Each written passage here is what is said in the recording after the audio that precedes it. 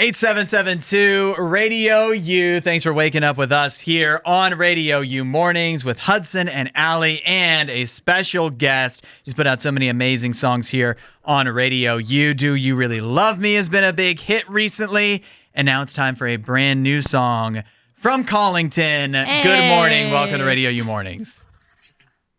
Good morning, guys. Thanks for having me. Yeah, good to have you. First off, we got to talk about it, James. You've been on a hiatus. It's been a minute since we've had new music from you. I always check for, music news for our social media team, and I was logging on Instagram. What's Collington up to? What's Collington up to? And there really wasn't a lot going on for a few months. So you got to let us know what you've been up to on this short hiatus. Yeah, I was visiting the Caribbean islands and coming back, and I got detained by customs. And so I You're was locked up kidding. for You a little got to be bit. joking right now. But no, I'm totally kidding. I had a kid, and honestly, man, I've just been kind of grinding at this for so long, and it sometimes you just gotta break the motion and put things down so you can see how to pick them back up again.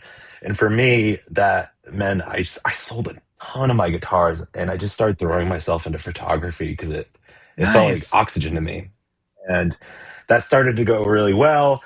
And all of a sudden, the songs started coming out again in an organic way that they had not in a long time. And I had to kind of do a sneaky sneak on myself, though, to get them out because I did not sit down and be like, I'm going to write Collington songs. I was going to pull a Dr. Seuss and do some pseudonym songs and just release them under another name. Oh, nice. And so that's why the parentheses thing there is waiting for daylight are. And basically, I was like, I just made it up. I was like, if I lived in French Canada, what would I want my song to sound like? And I just started writing songs under that. And then as I started doing it, I was like, oh man, this is not as superficial as I thought. And there's actually some depth to this. And I think I just fooled myself into writing a new Collington song. That's really That interesting. is such a cool story behind that. I love it. That's awesome. I mean, Caribbean islands and all. That's just amazing. Yeah. That's it. If you need a song, go just try to bring something on a plane you shouldn't.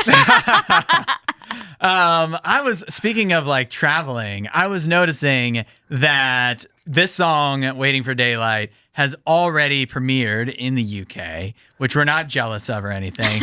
But not only that, but I was like looking at your Spotify. I was like, I wonder if like, are a lot of people in the UK listening to Collington? And what I noticed is you have like a lot of listeners overseas, like Singapore and Johannesburg and Sydney, Australia. How do you explain? I know you're from New England. You live in California now. How do you explain your international appeal? It's kind of, I don't even know what to say to that. There have been events I've done in the past, and it's just like doing Christian music. Sometimes you open up or you lead worship for churches, and I remember one time we were joking around with the pastor. He's like, "What do you want me to name?" And this guy did not care, and we're like, "Just the European sensation known as Collington," and he ran with it, and. Ever since then, it's been kind of a joke that's kind of manifested some truth somehow. It's weird. But yeah, I don't know. Maybe there's bot farms out there. Maybe my mom has some international accounts.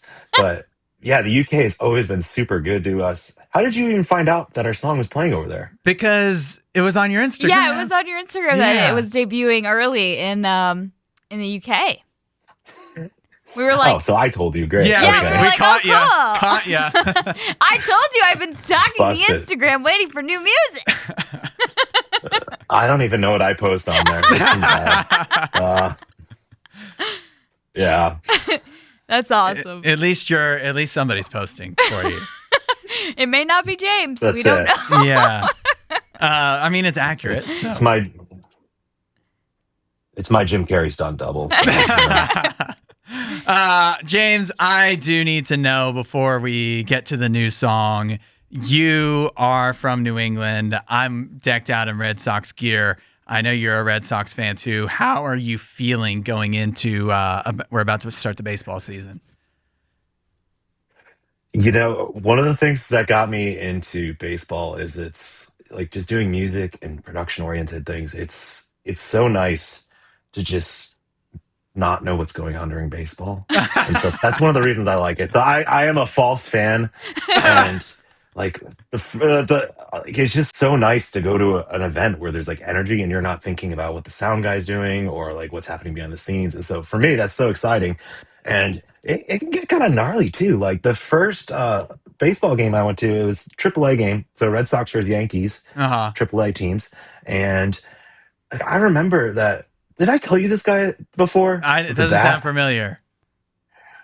All right. So the Yankees dude, he swings and misses. The bat goes into the crowd and it hits a guy in a wheelchair. No. And the guy went and asked for his bat back, and the whole stadium just started booing him. And at this point, I was like, this is I need to be a part of this. And so that's how I got into baseball. So I'm feeling good. You know, it's Yeah.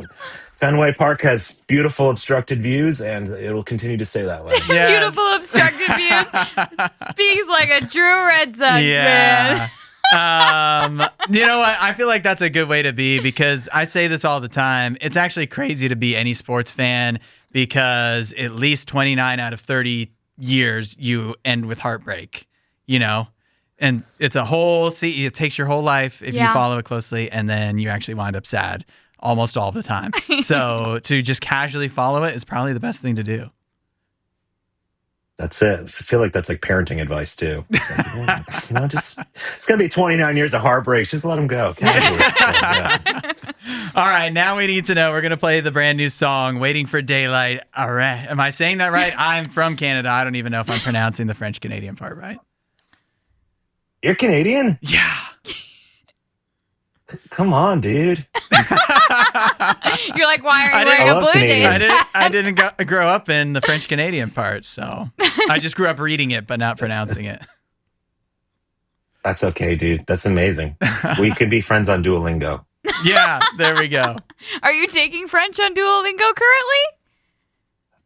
I've got like a 3-year streak. Yeah, I'm almost. Yes. I'm like right around the edge. Okay. I'm right around the edge where I could become a French citizen if I went through the process. You need to be B2, and I'm like right up there. So Dang. Are you going to write a song like fully in Yeah. French at all? I've thought about it, and because like there's basically two conversations I have with French people. It's like, because where I live is kind of a touristy area, so people pass through, and when you hear people speaking French, they, hey, parlez-vous français? Venez-vous de France? And they're like mortified, or they're like so stoked that I'm talking to them. And so yeah, That would be really cool, though. Yeah. Yeah, I don't see France on the top 5 on Spotify, so that's your next That's next the move. target. Yeah. Yeah, France and Quebec. Yeah. Anything else? That's it. Anything else we need to know about the new song before we share it with the world, except for the UK? yeah. That's it's reparations for the Revolutionary War. That's why I had to send it to them first. But it is too early to be doing this. No, I don't have anything to say. Thank you for listening. Thank you for putting out, and you guys are amazing. I love you.